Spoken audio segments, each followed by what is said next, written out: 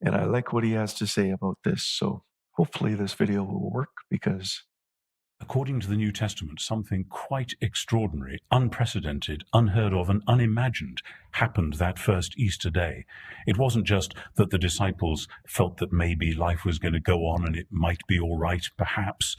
It was that suddenly they discovered that the Jesus who they'd known to be very thoroughly dead and buried was alive again, and not just alive in what we call a spiritual sense, actually bodily alive.